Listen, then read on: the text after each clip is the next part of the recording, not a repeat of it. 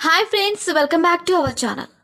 ఈరోజు మీరు చూడబోయే ఈ వీడియోలో వృషభ రాశి వారి జీవితంలో జరగబోయే విషయాలు ఏమిటి, అలాగే ఈ రాశి వారి యొక్క గుణగణాలు ఏమిటి, అలాగే ఈ రాశి వారు ఏ దేవత ఆరాధన చేయడం ద్వారా శుభ ఫలితాలను పొందుతారు అనే విషయాలను తెలుసుకుందాం. వృషభ రాశి రాశి చక్రంలో రెండవ రాశి. ఈ రాశి యొక్క అధిపతి శుక్రుడు. ఈ రాశిలోకి కృత్తిక నక్షత్రం 2, 3, 4 పాదాలలో జన్మించిన వారు, అలాగే రోహిణి నక్షత్రం 4 పాదాలలో జన్మించిన వారు, మరియు మృగశిర ఈ నక్షత్రం 1, 2 పాదాలలో జన్మించిన వారు వస్తారు. ఈ వృషభ రాశిలో జన్మించిన వారికి ఎక్కువగా ఎదుటివారిని ఆకర్షించే శక్తి ఉంటుంది. ఈ రాశిలో జన్మించిన వారు అందరికంటే ప్రత్యేకంగా ఉంటారు.